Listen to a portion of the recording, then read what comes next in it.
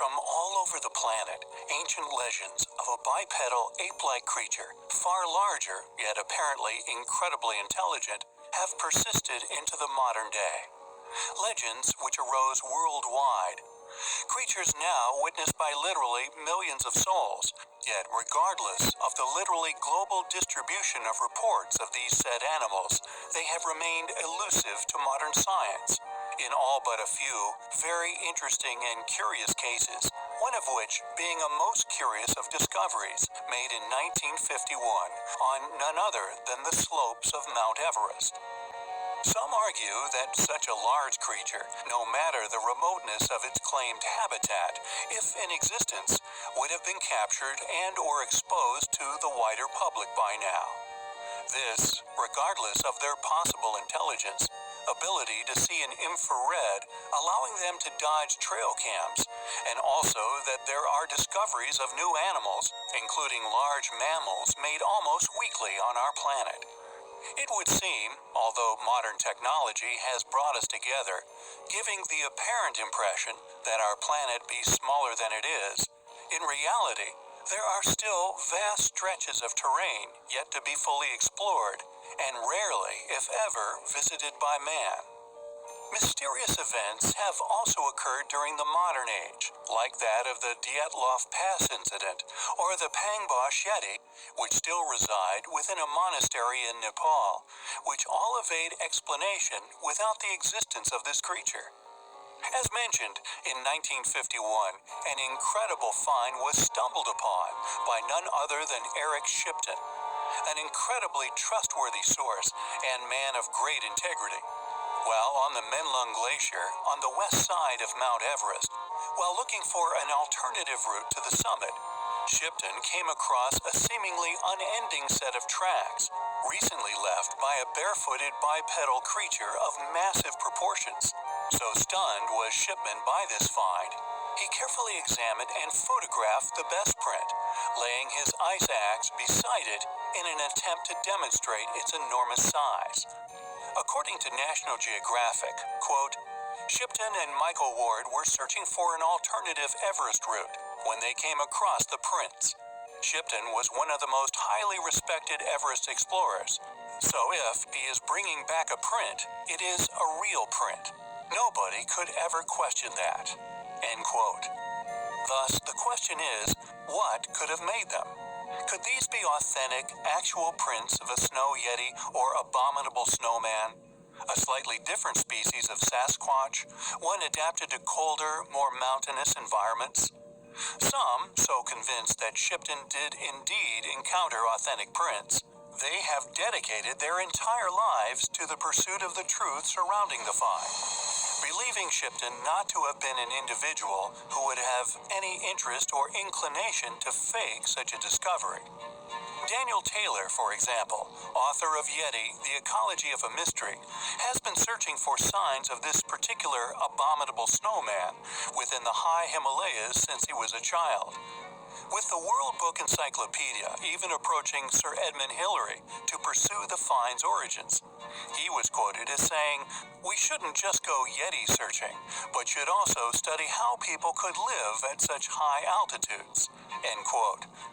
The publication was so convinced of their authenticity, as was Hillary himself, that they built a house at 19,000 feet and experimented on how humans acclimatized.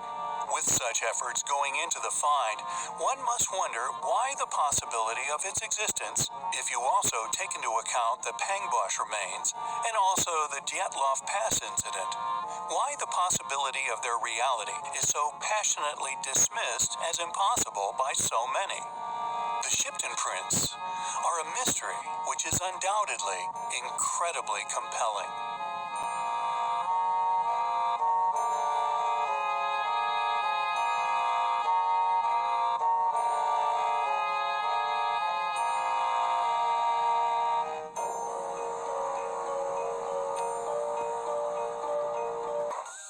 Pangboche is a tiny, isolated village high up within the mountains of Nepal. Resting at an altitude of 13,000 feet, it is located deep within the Himalayas. This tiny place is renowned for producing world-class Sherpas and is mostly inhabited by the Sangdare Sherpa, many putting this phenomena down to the extremely inhospitable climates that people from the village are exposed to from a very young age.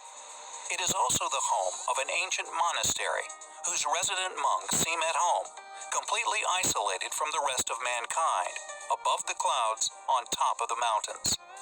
Countless lost and extremely lucky souls have been lured to this place during the vicious blizzards which consumed the mountains, saved only by the sound of the monks' ceremonial horns.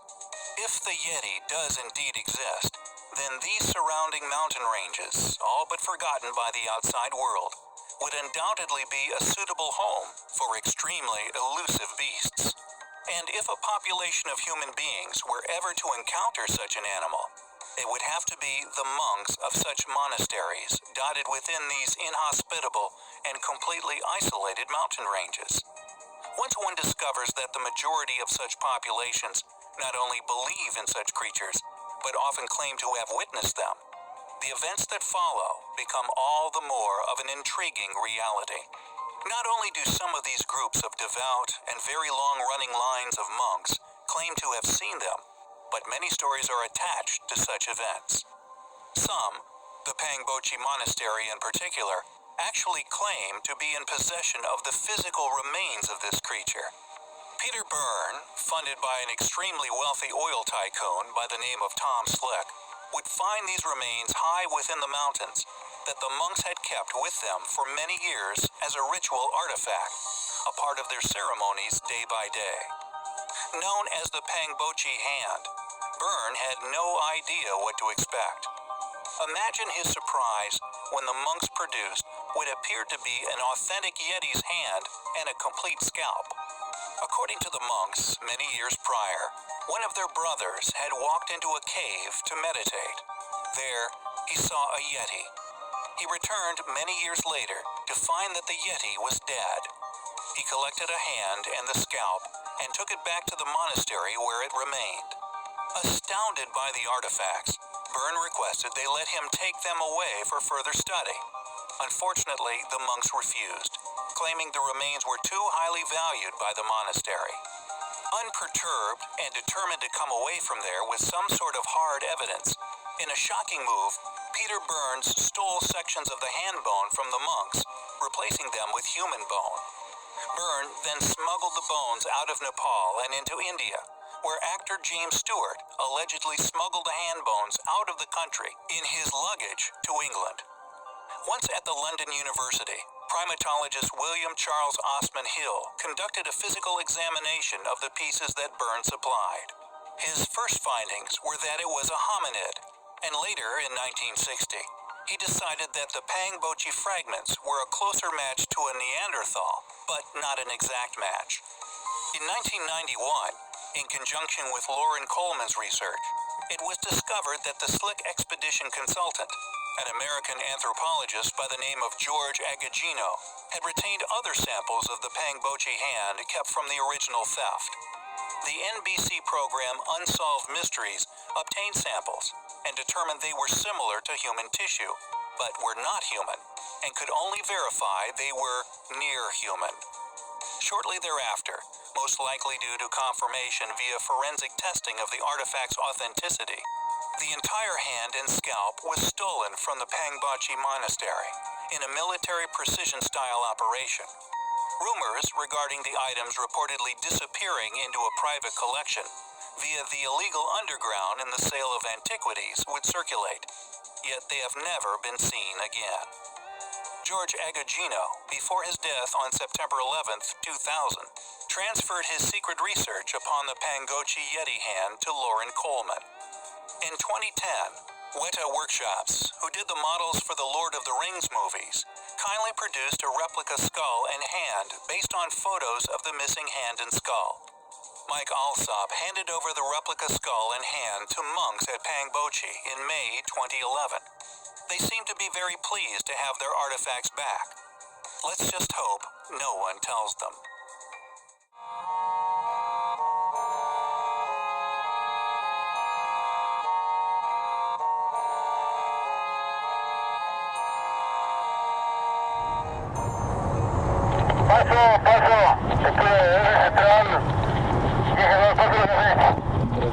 Te agradece para conocimiento de los mandos.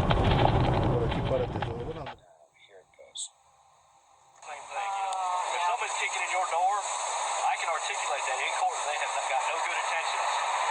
Their intentions are to harm you. I can very, very easily articulate that. But they will though. The old ladies in this county, they'll liable to shoot first, ask questions after they've got your body. Don't you know?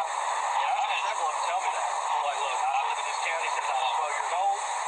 Had the farm, daddy's farm. Still got the land. And anybody coming on my property looking for no good, I'm gonna shoot them. Absolutely.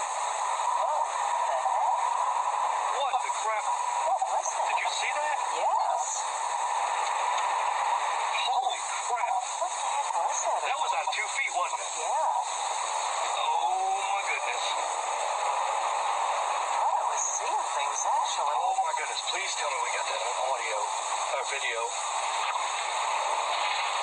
Probably would have almost had to if that thing's recording.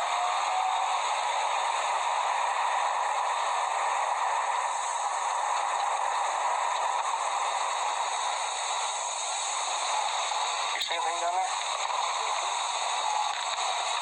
Yes.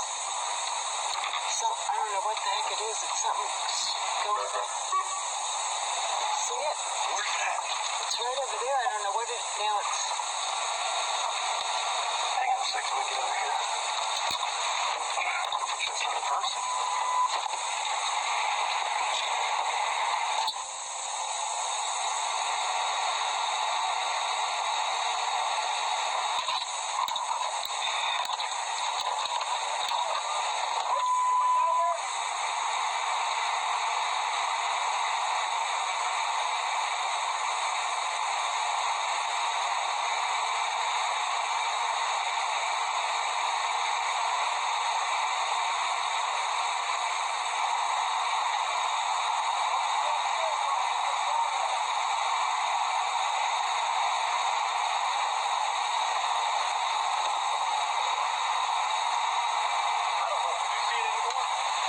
that thing right there that you had your light on was right there. That thing was going back and forth and back and forth and back and forth, and it stopped.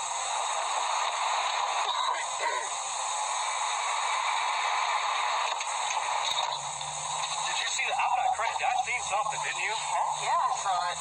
What was that? I was like, I don't remember what we were talking about, but I seen something. What is over here? If there's houses or something, I would be willing to bet somebody did something. I wonder if they came through there. I'm playing a prank, maybe. I don't That looked like a bear, but it was running on 2 feet. You know, I didn't want to say bear, but that's what I thought. I don't know what to make of that, to be honest with you. Can you see if it's on that recorder? I'm about to.